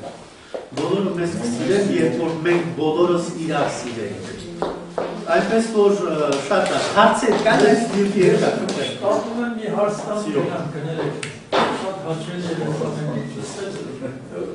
Ելենա Պետրովնա Բլավատսկայի գրքերում կա մի այսպիսի տեղեկություն, ասում է Քրիստոսի ծննդից 2300 տարի առաջ ըստ պաշտոնական տվյալների հայքի աշխարհում կա զարգացած քաղաքակրթություն, բայց իրականում ավելի քան 7000 տարի առաջ, այսինքն զարգացած քաղաքակրթություն արդեն 9000 տարի առաջ որ կար, նշվում է այդ աղբյուրում։ Գյոբեկլի դեպեն արդեն եկավ դա վկայել, Գյոբեկլի տեպե, շնիտը, որ ուսումնասիրեց Թուրքիայում գտնված, ծանոթ է ձեզ այդ անունը ընդհանրապես։ 9000 Քրիստոսից առաջ գտնվեց Հայաստանում այդ բանը, այնպես որ նշում է, որ իսկ Աֆանասիևան, որ Սանտ Պետերբուրգի կամ Լենինգրադի Մեզոպոտամիի մասնագետ էր, նա հայտարարում է, չէ, որ 5000 Քրիստոսից առաջ հյուսիսային միջագետքից շումերները իջան հարավային միջագետք, չասելու համար, որ հանգուցյալ Վիլեն Սաֆարյանը ուսումնասիրեց երկար տարիներ եւ գտավ, որ շումերերեն գրերը դրանք պարզապես հայերեն պիտի կարդան, որին հետո ուսումնասիրություն հրատարակեց Արմեն Դավթյանը։ Այնպես որ այս խնդիրները կան, միակ հարցը որտեղ է։ Մենք կարճած ենք օտարների շուրթներից, սպասում ենք հրասլներին, որ նրանք գան ինչ-որ բան հայտարարեն, որպեսզի նրանց ասելուց հետո մենք հավատանք։ Երբ որ հայն է իր մասին ասում, զրո արժեք ունի, օտար անգրագետ անգամ ինչ-որ բան ասեց, մենք անմիջապես կարծում ենք նրա աչքերից ունի։ Լեոնարդոյի նկարի մասին ասել։ Լեոնարդոյի մասին ուսումնասիրություն կա գերմաներենով, որ ինքը եղել է Հայաստանում, որ ինքը ուսումնասիրել է հայկական ճարտարապետությունը եւ այլն, բայց որ նկարի մասին։ The Lady with the Hairpin։ Այո, ես գիտեք այդ մասին չեմ ուզում ոչինչ ասել, ես մասնագետ չեմ այդ մասին։ Այո, հնարավոր է, ամեն բան հնարավոր է։ Ինձ շատ ավելի Լեոնարդոյից շատ ավելի կարևոր խնդիրներ են։ Լեոնարդոն անհատ էր ինչ-որ գործով։ Ես անհատներին չեմ ուզում անդրադառնամ, եթե անդրադառնամ, անունների մի ամբողջ հեղեղ պիտի բերեմ։ Միայն Ռումինիայում պատկերացրեք իրենց ամենամեծ գրողը Միխայել Էմինոսկուն դարձած 1870 թվականի իր Լուշաֆը գրքից հետո հայ էր, Մուրադ Էմինովիչի տղան հայ առևտրական համաձայն Ջորջ Կլինեսկուի, իրենց առաջին լուսավորության մինիստրը Գեորգի Ասակը հայ էր, Վասիլե Կոնտա փիլիսոփայական դպրոցի հիմնադիրը հայ էր, Գեորգի Տրանկույաշ մաթեմատիկայի դպրոցի հիմնադիրը, առաջին բանը գրաքննադատը Գարաբետ Իբրայելյանը, հայ անունների հեղեղ կարող եմ ձեզ ասել։ Գերմանիայում մենք 3 սուրբ ունենք, ոչ մեկը դրա մասին չգիտի Հայաստանում։ Դուք գիտեք, որ այսօր Մարսելի ամենահին եկեղեցին Սեն Վիկտոր կառուցել է հայ, Ժան Կասիեն անունով մի հատ հայ հոգևորական 416 թվականին։ Գիտեք, որ առաջին բազիլիկ եկեղեցին Ֆրանսիայում կառուցել է հայ, Օդո Լեմեսեն անունով հայ ճարտարապետը, ուրեմն գտնվում է Սեն Ժերմեն դե Պրիում, Օրլեանից 70 կիլոմետրային, շատ կան այսպիսի անուններ։ Սա խնդիր չի անունները, խոսքը վերաբերում է ամբողջ մի ժողովրդին։ Էտրուսկներ, երբ որ ասում եք, պիտի հասկանաք հույներ եւ պիտի հասկանաք հռոմեացիներ։ Բավարիա, որ ասում եք, սիրտը պիտի հասկանաք գերմանացիների, բավարացիները առ այսօր, եթե ասեք երեխա Տրոյսի է նմանում, դա ամենամեծ հայհոյանքն է իր համար։ Պատկերացրեք, բաները, բրետոնները, երկիրը կոչվում էր Մեծ Բրիտանիա, այսօր է, որ ավելի շատ Անգլիայի վրա է կանգնում, Մեծ Բրիտանիա էր կոչվում երկիրը, Գալերի երկիր էր կոչվում Ֆրանսա, Ֆրանկները գալուց հետո նոր Ֆրանսա սկսեց կոչվել։ Ուրեմն հարցերը սրանք ամբողջ, այո։ Հարցնում ուզեի, որ դուք վերադառնանք մեր ներկայիս խնդիրներին Հայաստանը։ Օրինակ, մենք ասում ենք, մենք ունենք SSS, ես արտասահմանյան գրականություն եմ դասավանդում, ես այսինքն տեղյակ եմ ինչ կա աշխարհում եւ մենք ինչ ենք թողել Եվրոպայում։ Սակայն այն ինչ մենք այսօր թողել ենք Հայաստանում, տվյալ դեպքում ասենք, մեր միջնադարյան հարստությունը, ամրոցները, եկեղեցիները, միջնադարյան ճարտարապետությունը Իջարել դուք ասացիք, թուրքերին ենք նվարվում, բայց մենք ինքներս դարել ենք ավելի քան թուրք։ Ինչու որևէ քայլ չի ձեռնարկում, օրինակ, ասենք, եկեղեցին առաքելական, ուրեմն առաջին ամբողջ մշակութային հարստությունը, ուրեմն իր հողանուտակակներու եւ վերականգնելու, դա կլինի ուրեմն առաջի ինքնության ճանաչելու քայլը ես կարծում եմ։ Երկրորդ քայլը կլինի, օրինակ, իմ առաջարկությամբ պետք է լիներ նաև ուրեմն բարեփոխումներ հայ առաքելական եկեղեցու մեջ, որտեղ հիմա այստեղ նստած են նաև իմ ուսանողների շատերը, որոնք որ ուրեմն կարոտ են բարոյախրատական քարոզի, որոնց մեջ մեր եկեղեցին շատ թույլ թերանում է, ինչու որևէ մեկի մտքով չի անցնում,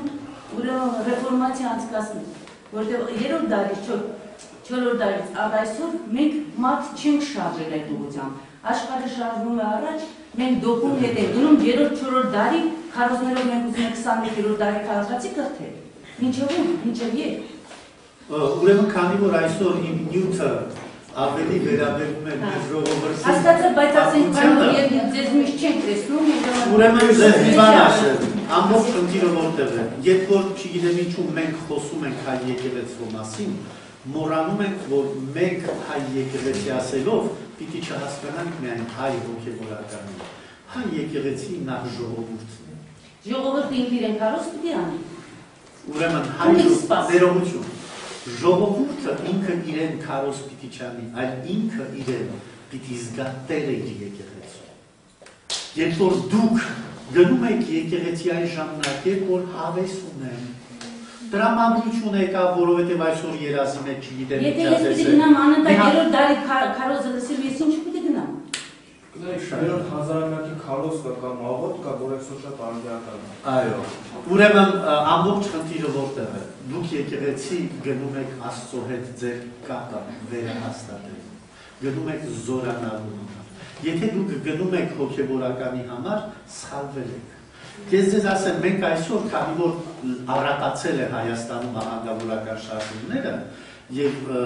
եթե մինչև մի քանի ամիս առաջ 217 է, հիմա դարձել է 218, որովհետև Ղազախստանից եկել է մի հատ արտարոց կրոն ևս եւ շատացել է, այո, ուրեմն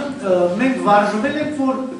եկեղեցի դա ոչ թե աղոթք է, որտեղ ես իմ կապն եմ իմ Աստծո հետ հաստատում, այլ եկեղեցին բլա բլա բլա բլա բլա խոսելու տեղ է, այն ինչ որ անում են բողոքականները այսօր։ Իրենց մոտ եկեղեցի նշանակում է խոսել, հալելույա, ու սկսել ինչ-որ ռիթմերով, չգիտեմ, երգել, պարել եւ այլն։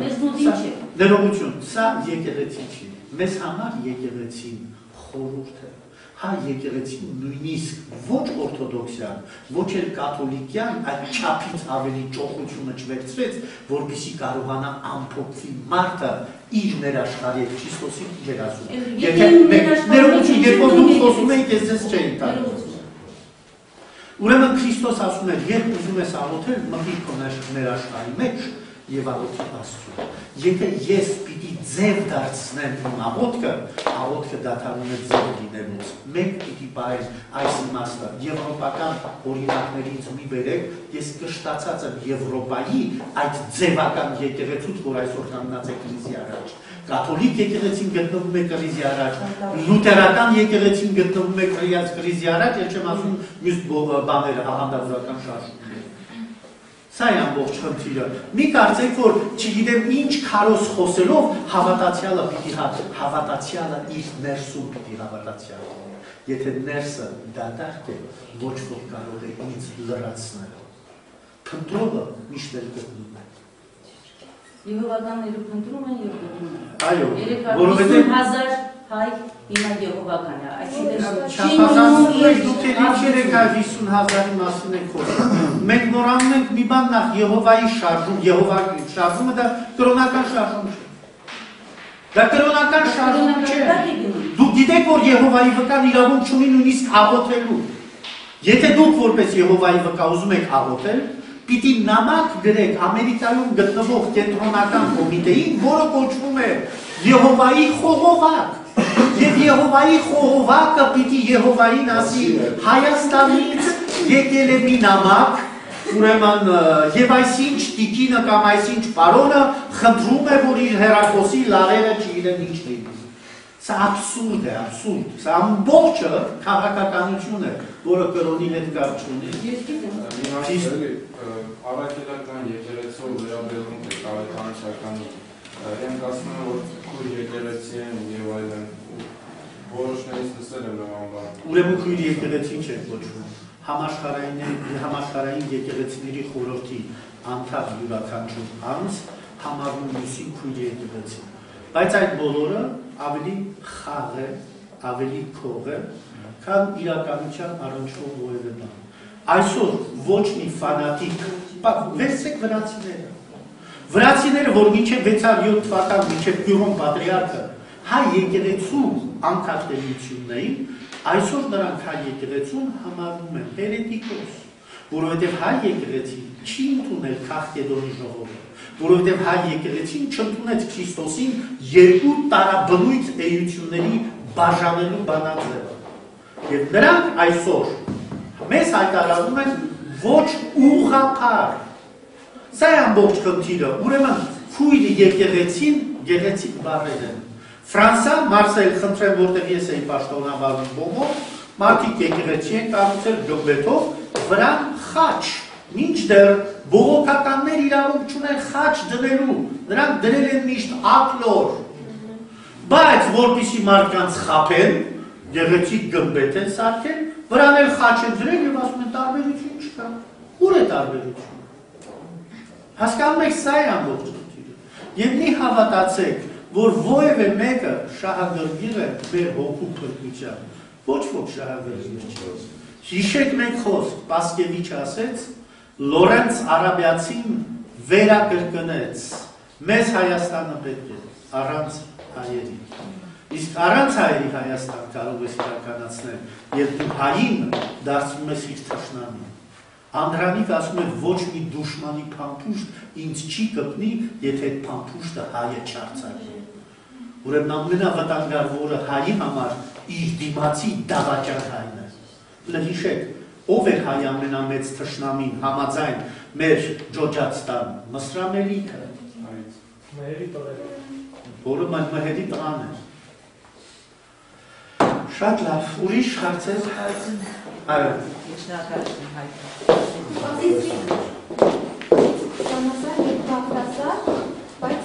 Բաղտասար, որովհետև նայեք, մեծ լեռան վրա արգելված էր բարձրանալը, ուսումնասիրում կա, շատ բաներ կան, մյուսը բաղտիսարն է, որովհետև եթե ուզում էիք ուղտ անել քո զոհը մատուցել, լհիշեք Աբրահամը իր զավակին ուր տարավ, լեռան գլուխը տարավ զոհ մատուցելու, չէ՞։ Ուրեմն եթե զոհ պիտի մատուցեի, անպայման կարող էիք լեռան գագաթին մատուցել։ Նույնիսկ Արամ Կանալանյանի ավանդապատում, հայկական ավանդապատումների մեջ նշված է, որ Արագածը անիծեց Արարատին, որ ոչ ոք չբարձրանա քո գագաթը և քեզ զոհ չմատուցի։ Բայց այդ դեպքում Բաղդասարի Բաղդադված էլությունն է չի Ինչ բան։ Այսինքն Բաղդասար, որտեղ կիսախոր չէ, Բաղդադված է, Բաղդասարով արդեն ինքը Այսինքն հարիստ ու գավառություն է տալիս հիմա։ Ես այդ ուրեմն ինձ համար շատ ավելի կարևոր է լեցուն ափի և կես ափի։ Բաղդասարը կես ափն է, չէ՞։ Կես ափի ծղիացար։ Արդեն հենց սարերի պատկերն էր դա։ Լեցունը կատարյալ աստվածայինը և կես անկատարը։ Լհիշեք, մենք ասում ենք Դավիթի նշան, չէ՞։ Ինչ է դա իրականի մեջ։ Սուր ծայր ունեցողը երկնայինն էր, դեպի սուր ծայրը եղողը երկրայինը։ Համաձայն շումերական արձանագրության նախաստեղծ օվկիանոսից ծնվեցին երկինք և երկիր խորհրդանշող լեռները։ Ուրեմն երկրայինը դեպի վարն էր, Բաղդասարի խորհրդանիշն էր, երկրայինը դեպի վերն էր, Սանասարի խորհրդանիշն էր։ Հասկանում եք։ Դրա համար մենք շատ անգամ հանդիպում ենք այդ խորհրդանիշին առանց անդրադառնալու, թե հայ իրականության մեջ ինչ կապում էր Դավիթի նշանը։ Իրականում դա այդ լեռների խորհրդանիշն էր, որ միշտ արկա եղել մեր բոլոր բաների մեջ, աշխատանքներում, կավագործություն Քրիստոսից առաջ 3-րդ հազարամյակ եւ այլ, երբ որ նայում ենք, մենք հանդիպում ենք այդ աշխատանքներին, զարմանալիորեն ուշադրություն չենք դարձրել երբեք դրանց, որովհետեւ բան չենք արել, խնդրեմ, հիմա այստեղ օրինակ եմ, տեսեք, այս հատվածը եւ դեպի վարի շնող հատվածը եւ շատ ունենք նմանատիպ սափորներ, որտեղ արկա է այդ երկու եռանկյունու արկայությունը, լինում էր այնպես, որ կողքի էին դրանք դրվում, լինում էր այնպես, որ իրար մեջ էին դրվում։ Հրեաները իրացրեցին իրենք Վերողություն չեմ լսում որևէ բան։ Հրեաները վերցրեցին, չէ՞, նշանը։ Ես չգիտեմ վերցրեցին, կարող է իրենք ստեղծեցին, դժվարանում եմ ասել, բայց իրականությունը այն է, երբ դու տեր չես դառնում քո զավակին, ուրիշն է գալիս նրա տերը դառնալու։ Երբ դու տեր չես կանգնում քո արժեքին, ուրիշներն են տերը դառնում քո արժեքներին։ Սա գիտեմ ես միայն։ Ուրեմն շատ շնորհակալություն նախասանում ինչի համար ու այսինքն չնշեցիք մեր փաստ Քարանուջի ուսումնների կապը, որ ավելի քան հինա ու ավելի քան արկայա տեսան։ Դե մասին բաղից հետ բավականին գրել էի նպատակը դա չէ, ես այսօր չեկա Քարանուջի հայերի թվիթների հանրային նմանությունների։ Այո, արդեն ասեցի, չէ ինքը այդ մասին շատ եմ խոսել, Քարանուջի մասին ասել եմ, որ հունջ բառը չկարողացան թարգմանել, քարը դարձրեցին հենց։ Այսինքն այդ մասին գրված է, իմ նպատակս դա չէր, որ բանանա։ Ես պարզապես ասեցի, որ մենք արժեքներ ունենք, որոնց տեր չենք կանգնում։ Սա է իմ ասածս։ Մարը կողոպտեց մեր երկիրը։ Ամբողջ տարավ լցրեց Վրաստանը։ Մենք մեր արժեքներին տեր չենք կանգնում, այսօր գալիս են Բելգիկայից գալիս են, Դանիայից գալիս են, Անգլիայից, Ֆրանսիայից պեղումներ են կատարում Հայաստանում։ Ինչ գիտեք, ինչ են գտնում, ինչ են տանում այս երկրից։ Ինչ գիտեք դուք։ Ես ձեզ միայն մեկ բան ցույց տամ, գտնված Գորիսում։ 7000 Քրիստոսից առաջ, խնդրեմ, սա քար է, եւ այդ քարի վրա նայեք նկարը։ Ադամը, Եվան, օձը եւ խնձորը 7000 Քրիստոսից առաջ։ Ես տեսել եմ քարի վրա։ Տեր կանում ենք մենք դրան։ Մենք այսօր մեծ տեր չենք կանում։ Որովհետեւ գիտակցության պակաս ունենք, որովհետեւ ազգային ոգու պակաս ունենք։ Ազգային դեմքի եւ դիմագիծի պակաս ունենք։ Արևմտյան Հայաստան է անցյալ տարի, եւ երբ որ ման էինք գալիս, իջանք Վան։ Առավոտյան երբ դուրս եկա հյուրանոցից, ժայռի վերևը երկու տող էր գրված։ Ne mutlu Türk'üm diyene, ինչ երանի են մարդուն, որ ասում է ես թուրք եմ։ Իսկ մենք ասում ենք ինչ ամոթ են մարդուն, որ ասում է հայ է։ Որովհետեւ չգիտենք ով ենք մենք։ Խնդրեմ, կարդացեք մի Վիլյամուրից դիտագորը։ Իսկ չեք պատրաստվում երկրատարկես, ամեն ինչ որ դուք համակարգեք եւ ժամանակ չկա, որովհետեւ իմ գործս արդեն առավոտվանից գիշեր զբաղված եմ եւ առավոտվանից գիշեր տարբեր տեղեր գնում եմ բանախոսելու։ Իմ մասնավորի երիտասարդների հետ հանդիպում եւ այլն, որովհետեւ շատերը, խնդրեմ, շատերը խոսում են զարաուստրիզմը, զրադաշտը, Պարսկական արժեքեր, Խեղճ Աճարյանն էլ ընկած Հյուգոշմանի ջրերի մեջ 4015 բառ հայտարարում էր պարսկական, հայերեն ընդհանրապես ջախջախելով։ Ֆրանսացի է հեղինակը։ Եվ մարդու առաջին տողերը ինչ է։ Զարաուստրը լաղմենիեն, հայ զրադաշտը, ուսումնասիրությունը, որ պարսիկների հետ ընդհանրապես կապ չուներ զարաուստրիզմը, բայց մենք մեր արժեքը չգիտենք։ Մենք մեր պատմությունը չգիտենք եւ չենք էլ ուզում իմանալ։ Կայք չէ չունեմ։ Ես ինձ ունեմ եւ ես հասկացա որ դուք ձեզ ունեք։ Ես ուզում եմ ուղղակի ես հարցերի մասին առանձին ավելի մանրակրկիտ զրույց։ Սիրո մենք ուրախություն։ Ոնց կարելի է կոորդինատ կամ Իդի, խնդրեմ իմ հեռարձակնից թիվը կարող եմ տալ։ Այս ամբողջ արժեքներ են սրանք, արժեքներ, խնդրեմ։ Դուք նշեցիք բավական հետաքրքիր ու հիմնավոր փաստեր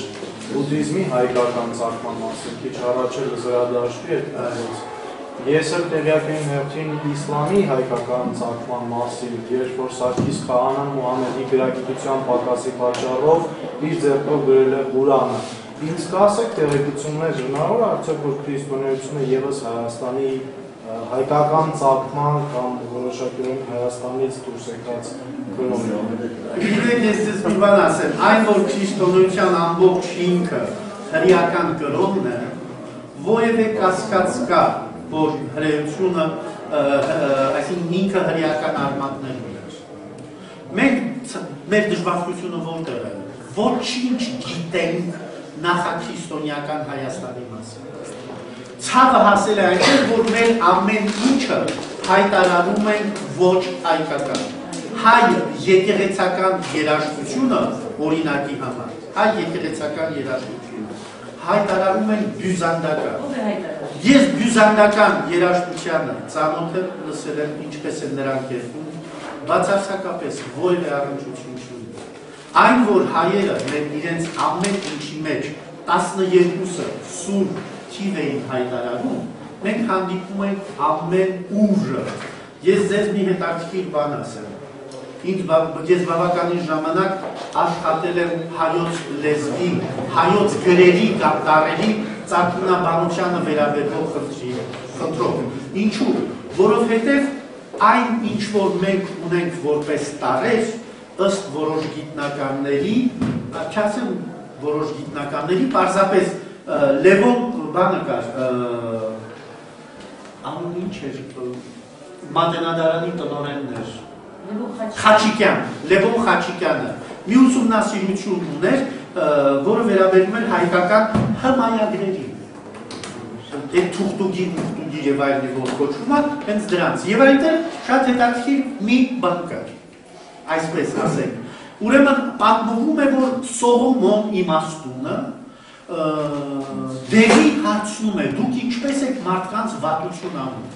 Դևը ասում է, որ յուրաքանչյուր զոդիակի տակ ծնված մարդ պետք է ունենա 3 թալիսման, որով կարողանա պաշտպանվել մեր այդ ուժերից։ Ես մտածեցի Տեր Աստված, եթե 12 զոդիակ է, բազմապատկում ես 3-ով, ստանում ես 36 քիլո։ Ուրեմն հայկական տարրերը դրանք ոչ թե հնչյունային համակարգ էին, այլ մոգական բանալիներ էին։ Օրինակ, եթե ես ձեզ ասեմ այդ ձար, այդ կեր, գիտեք ինչ է սա։ Եթե երաժիշտ չէ, չգիտեք, չէ, հայկական շարականների լադային բանալիները։ Երբ ասում եք այդ ձար, ունի իր լադային կառուցվածքը։ Եվ դրանով դու մտնում ես լադի մեջ և կարողանում ես երգել։ Ուրեմն հայրեն այբը, բենը, գիմը, սրանք հնչյուններ չէին, այլ այդ ձայնման համակարգեր էին, որոնք քեզ ասում էին դրանով դու մտնում ես այսինչ մոգական համակարգի մեջ։ Հասկանում եք, շատ բաներ կար, մենք անտեղյակ ենք, եղբայր Վանի մեհենական գրականությանն ենք անտեղյակ։ Առ այսօր չենք կարողանում մեր սեպագրերը կարդալ։ Մենք ինչ գիտենք բանի խորենացու փշրանքներն են, որ փոխանցել են ես, մեկ էլ օտարներից։ Հասկանում եք, սա է մեր ամոթ։ Շատ լավ, կարծես թե ժամը եկավ իրար հրաժեշտ տալու, որովհետև տեսնում եմ դուք եք օգնած, ես առավել ևս, շնորհակալություն, որ համբերատարությամբ լսեցիք